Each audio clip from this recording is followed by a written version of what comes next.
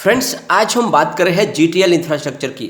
GTL infra में Friday को गिरावट देखने को मिली। इस गिरावट के पीछे दो बड़ी वजह है जिनको एक एक करके डिस्कस करेंगे। यहाँ पे अगर आप देखोगे तो बहुत बड़ी अपडेट निकल कर आ रही है टेलीकॉम सेक्टर के लिए, जैसे कि 5G टेक्नोलॉजी आने वाली है, लेकिन यहाँ पे बहुत सारी अब यहाँ पे प्रॉब्लम्स क्रिएट हो रही है। वो प्रॉब्लम्स क्या है और उसका क्या निपटारा हो सकता है और कब तक 5G टेक्नोलॉजी आ सकती है, क्योंकि जब तक 5G टेक्नोलॉजी लॉन्च नहीं होगी तो आने वाले समय के हिसाब से जीटीएल इंफ्रा का भी कोई भविष्य नहीं बन सकता, क्योंकि जीटीएल इंफ्रा का सारा भविष्य फिलहाल 5G के ऊपर डिपेंडेड है। अगर 5G जल्द आएगी तो जीटीएल में आपको तेजी आती हुई दिखाई देगी, वरना यहाँ पे प्राइस और नीचे जाती हुई दिखाई देगी। तो दो तीन बड़ी अपडेट है इस टेलीकॉम सेक्टर से, जिनको एक एक करके डिस्कस करेंगे। साथ में फ्राइडे को बाजार में बहुत ही जबरदस्त गिरावट हुई और इस गिरावट के पीछे क्या वजह है उसको जानने की कोशिश करेंगे इस वीडियो के माध्यम से। क्या इस समय में जीटीएल इंफ्रा में निवेश करना चाहिए या फिर इस स्टॉक से दूर हो जाना चाहिए? वैसे देखें तो स्टॉक बहुत ही वीक है, लेकिन क्या आने वाले समय में अच्छा खासा रिटर्न दे सकता है।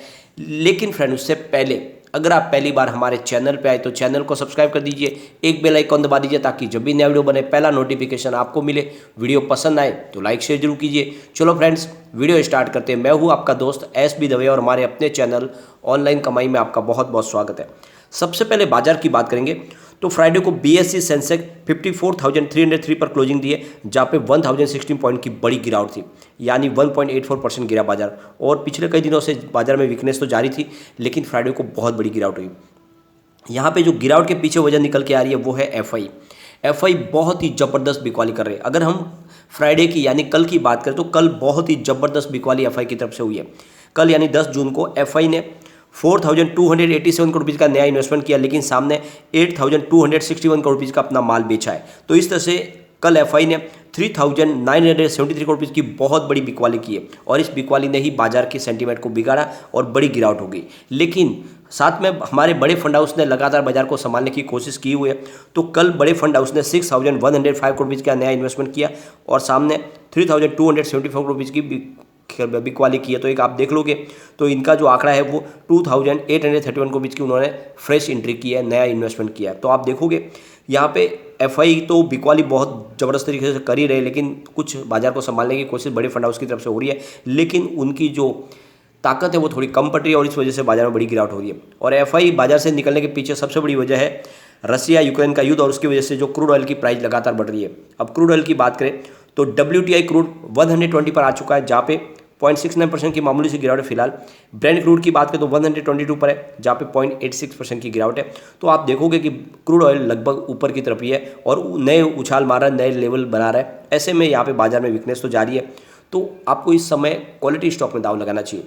लेकिन ऐसे में अगर आप छोटा सा इन्वेस्टमेंट अगर जीटीएल इंफ्रा में करना चाहते हैं तो कर सकते हैं, लेकिन यहाँ पे कुछ रिस्क भी है जिनको हम आगे डिस्कस करते हैं। कारोबार की बात करें तो 1.30 की प्राइस थी, जहाँ पे 5% का लोअर सर्किट लगा और यहाँ पे आप देखोगे तो स्टॉक अपर सर्किट और लोअर सर्किट में ही चल रहा है।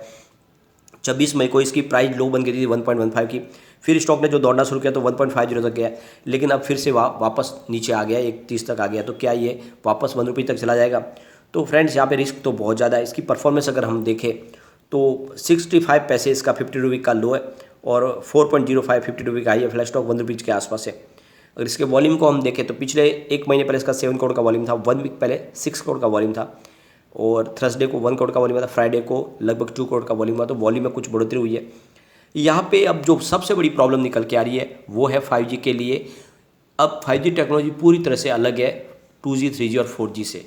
5G पूरी तरह से सॉफ्टवेयर और हार्डवेयर का एक कॉम्बिनेशन है और यहाँ पे अगर आप देखोगे तो यहाँ पे जो रोल होगा वो ज़्यादा करके आईटी कंपनियों का आ जाता है, टेक कंपनियों का आ जाता है। इससे पहले सारे का सारा जो कारोबार था वो टेलीकॉम कंपनियों के हाथ में था, लेकिन अब 5G से ये कारोबार टेक कंपनियों के पास जाने वाला, क्योंकि उनका यहाँ पे रोल बहुत बड़ा है। आप जैसे कि आपको पता ही होगा, यहाँ पे जो सर्विस होगी वो डायरेक्ट टावर के माध्यम से नहीं होगी, बल्कि वहाँ पे अलग से फाइबर बिछा जाएंगे और छोटे छोटे सेल मॉड्यूल्स लगाए जाएंगे हर बिल्डिंग में, हर गली नुक्कड़ पे और हर रोड के ऊपर लगाए जाएंगे और वहाँ से सर्विस दी जाएगी। तो ये पूरा का पूरा प्रोसेस अब अलग हो चुका है। तो ऐसे में अब टेक कंपनियाँ अपनी हिस्सेदारी मांगने लगी, यानी तरह से समझो कि यहाँ पे मालिकाना हक की लड़ाई शुरू हो चुकी है टेक कंपनियों के बीच में और टेलीकॉम कंपनियों के बीच में। तो यहाँ पे ये मामला अब बहुत ज़्यादा रोचक हो चुका है। एक तरफ देखें तो जो टेलीकॉम कंपनी है वो सरकार से चाहती है कि सीधा का सीधा उनको पिछली बार जैसे 3G और 4G सर्विस में जैसे उनको स्पेक्ट्रम नीलामी के माध्यम से मिला था वैसे ही दिया जाए, लेकिन इस बार मैदान में कूद पड़ी है टेक कंपनियां।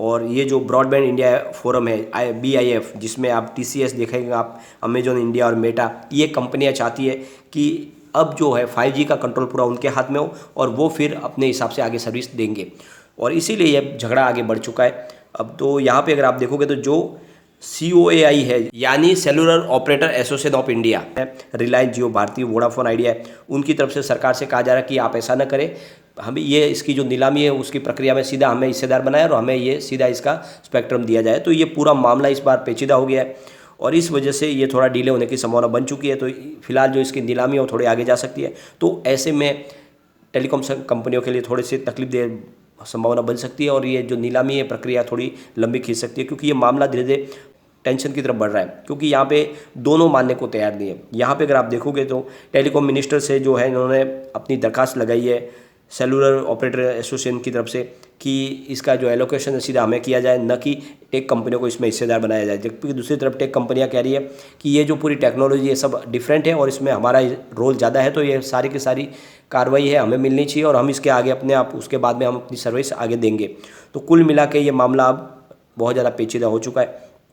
यहाँ पे एक और बड़ी जो अपडेट निकल के आ रही है टेलीकॉम सेक्टर के लिए, वो थोड़ी चिंताजनक ये है कि फिलहाल जो 5G के लिए स्पेक्ट्रम नीलामी की जो प्राइस तय की गई है वो बहुत ही ज़्यादा है। यहाँ पे जो कहा जा रहा है कि करीब 2.6x ज़्यादा है जर्मनी से और 3.8x ज़्यादा है UK से और 4.4x ज़्यादा है साउथ कोरिया से। तो ये आप देख लो कि वर्ल्ड की जितनी भी कंट्रीज है जहाँ पे 5G सर्विस शुरू हो चुकी है, उन सबसे महंगी फ़िलहाल इंडिया की 5G सर्विस है। तो ऐसे में यहाँ पे आम जनता कैसे उसका इस्तेमाल कर पाएगी और इन कंपनियों को बहुत ज़्यादा लॉस हो सकता है, ये संभावना बन रही है। तो यहाँ पे देखो तो अभी बहुत सारे ऐसे मामले जिनको निपटाना होगा। पिछले दिनों सरकार ने इसकी प्राइस 35% कम भी की है, लेकिन उसके बावजूद भी फिलहाल कहा जा रहा है कि ये ऊँट के मुँह में जीरे के बराबर है, इससे कोई बेनिफिट मिलने वाला नहीं है।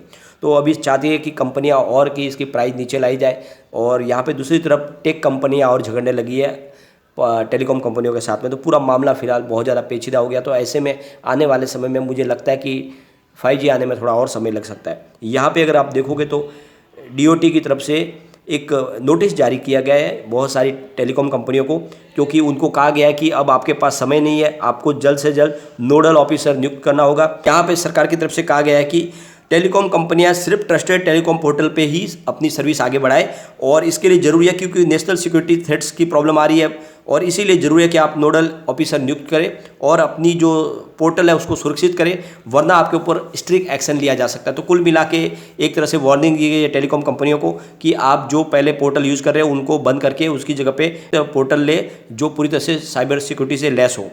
अब यहाँ पे अगर आप देखोगे तो इस समय आपको GTL इंफ्रा में रिस्क के साथ ही इन्वेस्टमेंट करने की सलाह दी जा रही है, क्योंकि बहुत ही ज़्यादा रिस्की लग रहा है। मुझे लगता है कि यहाँ पे आपका इन्वेस्टमेंट डूबने की भी उतनी ही संभावना है, क्योंकि कंपनी तो फिलहाल बहुत कमज़ोर है और जिस टेक्नोलॉजी की हम बात करें 5G की वो बहुत डिले होने वाली, तो हो सकता है इसकी प्राइस और नीचे जाए। तो फिलहाल आपको इसमें नया इन्वेस्टमेंट नहीं करना चाहिए, थोड़ा सा वेट करना चाहिए और अगर आप इन्वेस्टमेंट कर चुके तो फिलहाल थोड़ा सा वेट करें, इसमें और ऐड न करें स्टॉक, क्योंकि मुझे लगता है कि जब तक 5G नहीं आएगी स्टॉक की कोई भी प्राइस बढ़ने की संभावना बहुत कम है। आप देखोगे ये ऑपरेटर गेम चल रहा है, यहाँ पे अप डाउन बहुत हो रही है। तो ऐसे में अगर आप शॉर्ट टर्म में अगर चाहे तो 10-20 पैसे का यहाँ पे प्रॉफिट गेन ले सकते हैं और लंबी यहाँ पे तेज़ी फिलहाल बनने की संभावना बहुत कम है। लेकिन आने वाले समय में यहाँ पे एक बड़ी तेज़ी आ सकती है। अगर 5G शुरू हो गई तो फिर 5G के दम पे यहाँ पे तो ज़बरदस्त इनकी प्रॉफिट की बढ़ोतरी हो सकती है। तो आपको वेट करना होगा। फिलहाल कम्युनिटी शेयर में स्टॉक के साथ बना हुआ है, 75% बाई की कॉल है, 25% सेल की कॉल है। तो लोगों का अच्छा खासा रुझान स्टॉक की तरफ बना हुआ है। एक बार इसके पिवट लेवल को चेक कर लेते तो यहाँ से अगर गिरावट होती है 1.28 का फर्स्ट सपोर्ट है, ये सपोर्ट टूटा तो 1.12 तक स्टॉक जा सकता है। तीसरा सपोर्ट 1.03 का है, मतलब स्टॉक बिल्कुल 1 तक आ सकता है। लेकिन अगर पॉजिटिव माहौल बनेगा तो 1.53 का फर्स्ट रेजिस्टेंस है, इसको ब्रेक किया तो फिर 1.62 तक स्टॉक जा सकता है और पॉजिटिव माहौल बना तो 1.78 तक भी जा सकता है। तो फिलहाल आपको ये ध्यान रखना है कि इसकी जो प्राइस है फिलहाल 1 रुपये से लेकर 1 रुपये के 80 के आसपास है। तो इसमें आप थोड़ा सा धैर्य के साथ बने रहे, लेकिन लंबा इन्वेस्टमेंट बिल्कुल ना करें, रिस्की स्टॉक है। 5G आ जाएगी तो इस स्टॉक का भविष्य बदल सकता है। ये आने वाले समय का बड़ा मल्टीबगर भी हो सकता है कि आने वाले 5 साल में इसकी प्राइस 100 को भी टच कर जाए, क्योंकि पिछले दिनों इसने 100 को टच किया था। तो ऐसी संभावना है तभी बनेगी जब 5G की सर्विस शुरू हो जाएगी, या हो सकता है कोई बड़ी कंपनी इसको एक्वायर भी कर ले। तो बहुत सारी संभावना है जो अभी भविष्य के घर में है, तो उसके दम पे आपको बड़ा निवेश नहीं करना चाहिए। लेकिन फ्रेंड, कोई भी इन्वेस्टमेंट करने से पहले अपने फाइनेंशियल एडवाइजर से अखबारी ले ले या अपना खुद का रिसर्च करें, क्योंकि मैंने वीडियो आपके एजुकेशनल पर्पज़ के लिए ही बनाया। वीडियो पसंद आए तो लाइक शेयर जरूर कीजिए और चैनल को सब्सक्राइब कर दीजिए। Thank you.